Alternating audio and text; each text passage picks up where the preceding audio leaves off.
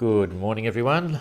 It's time for our Wednesday regular tracker update and a bit of a run through on the entrance. It's just after 8 o'clock here in the morning in Les Sables d'Olonne, and the positions for the boats on here are 400 UTC, but interestingly, the weather we've got at the moment is at 800 UTC, so there's a bit of a lag here. It's only 20 miles out maybe if the boats are moving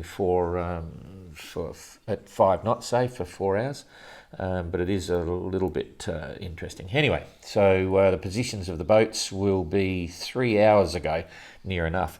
And at the moment, the topic of discussion, is actually Susie and Uku, but Mark and Jean-Luc are having a bit of fun over there, and Istvan's out of the big winds. Tapio's on his way to the east finally, and Mark is about to arrive in Adelaide, and Igor's still going. So that's a bit of an overview. Here's Igor over here. So we'll start at the back end of the fleet and see how it's going. Igor's trapped in that no wind zone. That's going to follow through for the next couple of days. So he's still, maybe 2 or 3 days away from Albany. And Mark Sinclair is on the doorstep of Adelaide. I'm hoping he started to motor. Yeah, it looks like he has.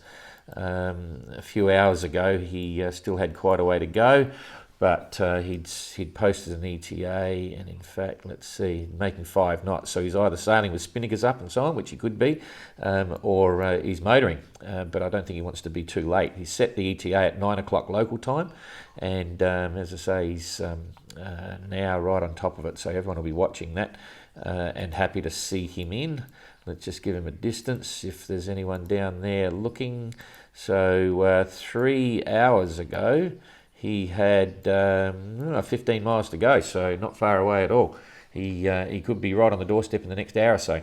So if you're waiting for Mark, that's good, and we won't worry about looking at Igor's weather for the next couple of days because we know it's quiet, and we'll go straight across here now to Tapio and have a look here what he's up to. Suhaili's at this stage just coming around to the bottom end of New Zealand, so catching up to Tapio, which is really quite incredible. Just shows his frustrations in the last number of... hang on, wrong one. We want to go to the zone here so you can see where he's got to go. Okay, so the wind's finally coming around to the north, and it's actually swinging a little bit northeast. That'll get more pronounced as time goes by. Not northeast. It's got a bit of west in it, which helps him coming across to the east here. He's missed the Bounty Islands, or left them to port, which is good. And now his next challenge is to get around the corner here of the no-go zone, get up and start heading towards Cape Horn. It's pretty obvious to me that in this sort of wind, Tapio is only showing 3.2 knots at the moment. He should be doing 4.5, 5 knots in that. So the barnacles are still an issue for him, and that'll be the next frustration. But pushing it forward a bit, let's go forward a day, or just under a day. You can see the wind's going to lighten off, but it's all from the right direction. He's going to get it on the port quarter, and he'll make good time on day 1. Day 2, over to the 7th, let's see, around about there.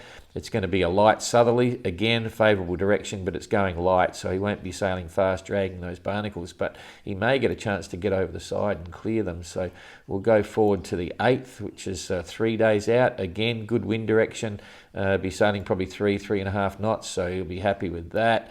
Another day out, he's got a northwesterly. Again, it's okay. He'll be up over here by then, so at least he's on his way. I don't know how he did it, honestly. Very frustrating. So the next 4 or 5 days, no big surprises. We'll just come through here.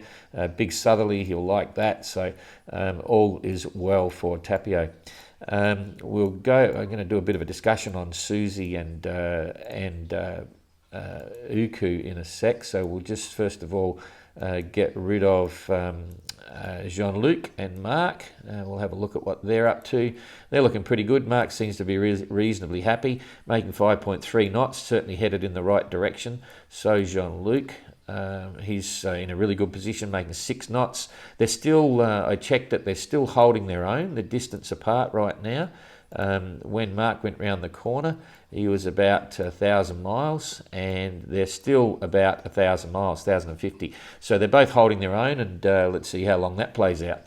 Certainly this low pressure system here for Jean-Luc that has been, a success for him. But what happens in the future, who knows? And Mark as well. I'll try and do a weather update and drag it forward and see if we can get it to show both of them. So Jean-Luc's happy for a day. Mark's okay. He's got winds on the beam. He's probably going to go out to the east a bit.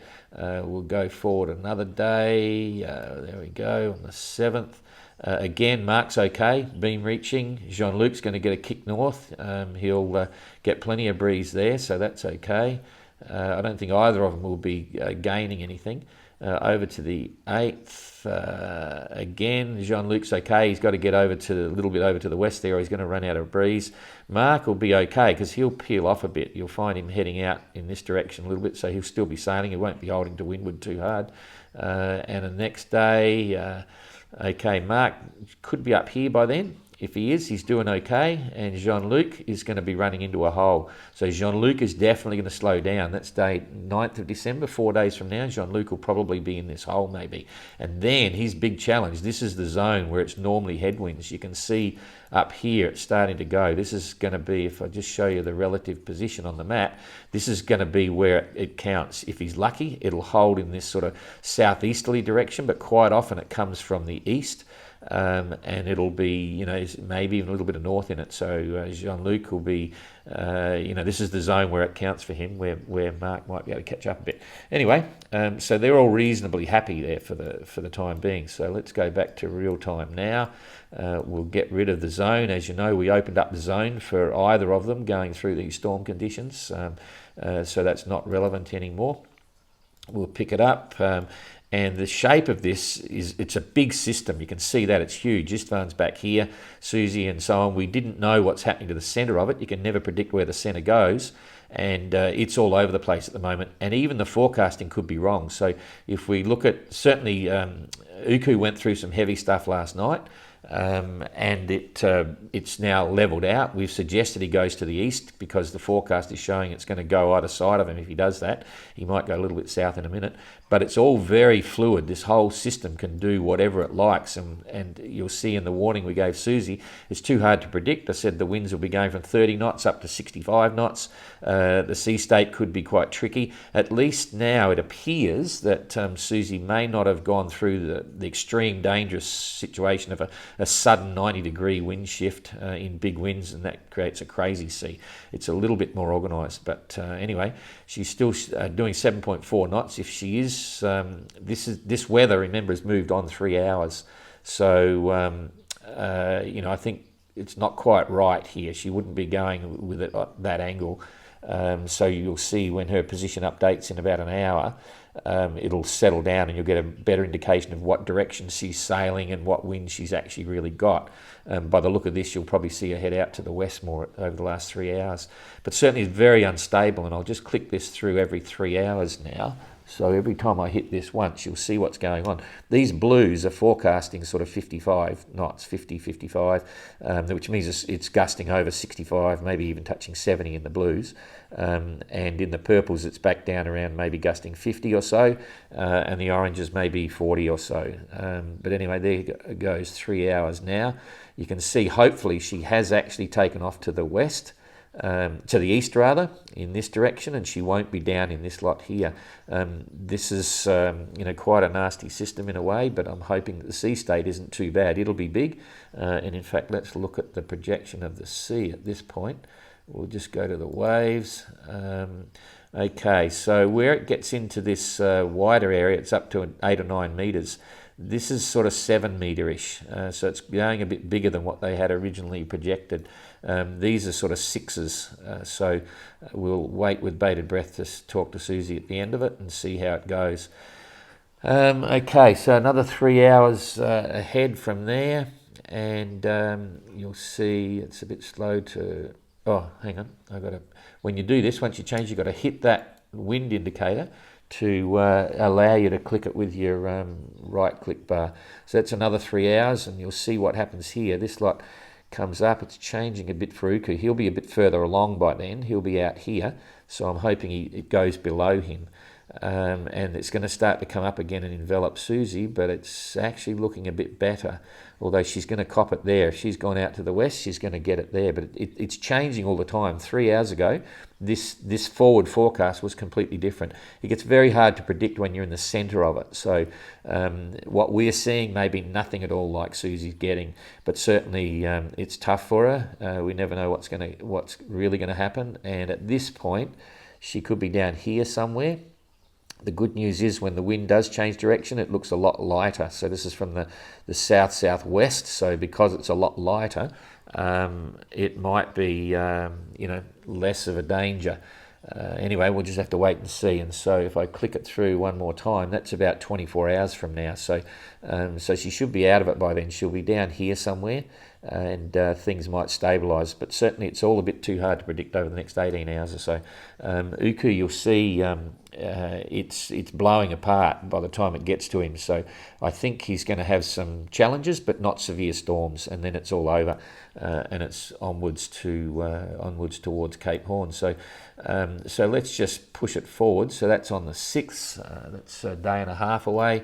We'll just go through till this is the 7th, 2 days away, completely gone. And I'll click it back here so you can see where Cape Horn is. And Isfahan to get some light weather. Isfahan's in the clear now. He's no big storms. We'll click forward another day. Again, typical westerlies. That's all good. And we'll go forward another day. So we're up here to the 9th now. So that's 4 days ahead. No big surprises. I'm happy about that. We'll go through to the 10th.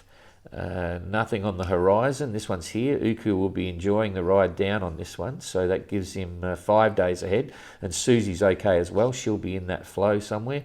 And we'll go through to the 11th, getting a bit hard to predict. Just a solid westerly airflow. This is typical Southern Ocean. It'll be 35 knots, maybe gusting, or say 30, 35, gusting to 40.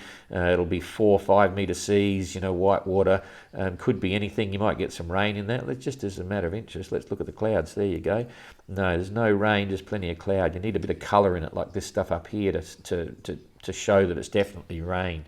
But at least there's clouds there, so it won't help their navigation, but it might bring some rain. I know Susie's desperate for rain, and we'll go one more day. That's quite a long way ahead. That's a week ahead, and no storms in the horizon. So once they get through this lot, touch wood, I think they're going to be okay. So that's about it. We'll be on this afternoon with a couple of old blokes talking about things. Robin and I will be there, and we'll probably do a live on the shop, because the shop is working now, but there's some challenges because some of the material's coming out of China and some of it's coming out of France. So see you then.